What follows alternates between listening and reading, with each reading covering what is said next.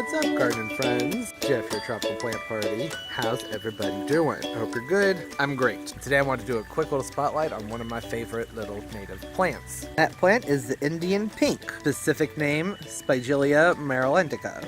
I'm not that great with the Latin, but there it is. It's right there on the tag. This is an awesome native herbaceous perennial, native to the southeastern United States. Here in Missouri, they grow wild. So first I'll just go over the basics and then kind of talk about why I like this plant so much. These are hardy zones 5 to 9, though sometimes reported 5B through 9. They bloom late spring, so right around June. They have medium to low watering needs, and they'll grow best for you in a part shade to full shade, though mine have been in full sun and do excellent. They're considered a low-maintenance, drought-tolerant plant. Over some time, you can expect these to get anywhere from 1 to 2 feet high with a spread of about a half a foot to, I'd say, 18 inches. They do like moist, organically rich soil. That's sort of the standard for these plants. So where I've kept mine, this is a new one, obviously. My others aren't flowering yet, so I want to talk about this one. I don't find them this large at nurseries very often, especially with such large flowers. The flowers can get anywhere, I think, up to about 1.5 inches to maybe 2 inches in size. The hummingbirds seem to really love these flowers, which is one of the reasons I love this plant so much. And that it's not fussy. They don't have a huge spread, so they're not going to be terribly invasive.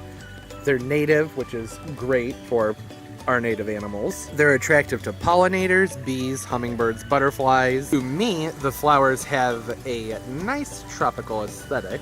I particularly love these yellow centers in the flowers too. That contrast is so cool. You can see they flower from the top of the flower stalk and their buds go all the way down. I mean, not all the way down, but pretty far down.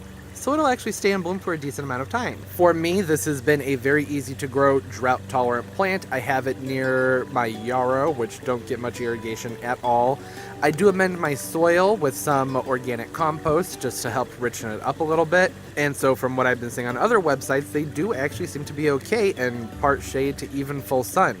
I think it maybe just depends on where you're growing them. Maybe if you're closer to the coast, the more sun you can give them. I'm nowhere near the coast. I'm in St. Louis, Missouri. But I have them planted up kind of on a hill, so maybe there's a nice airflow there, I don't know. But they're doing well for me in sun. They probably get, I'd say, 5 to 7 hours a day. So not like full-on blazing, scorching sun, but more than shade, that's for sure. Now, this year, the ones I have planted in my pollinator garden haven't come back up. We had a bad winter, which is why I picked this guy up, because I don't know for sure if mine survived. Which is kind of a bummer, because it does take these guys a little while to establish themselves. Generally, I think the ones I had before I planted maybe 3 years ago, and they just started to look really good last year. I mean, they always look good when they have flowers on them.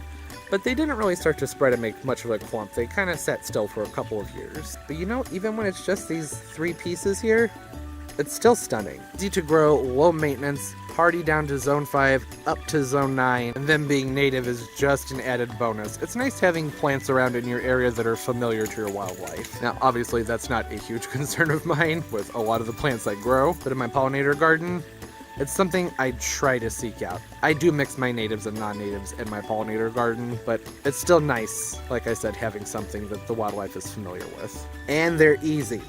Easy peasy, can't go wrong. Stunning flowers. To me, especially considering it's a native plant, I think the flowers look rather exotic. Alright, but anyways, that's all. Just wanted to do a quick little talk about the Spigelia, also known as Indian pink. A delightful little native that's not invasive and attracts pollinators. Have you guys tried growing this plant? Let me know. I hope everybody's doing well. Don't forget to leave a thumbs up. It helps the videos a lot and I really do appreciate it. Every single one of them means a lot to me. Thank you. Subscribe as well. I upload multiple times a week. I'll link all my social media stuff down below. Follow me. I'll follow you back and we can look at those plant pictures. It's a lot of fun. Alright, but most importantly, as always everybody, keep on growing. Bye.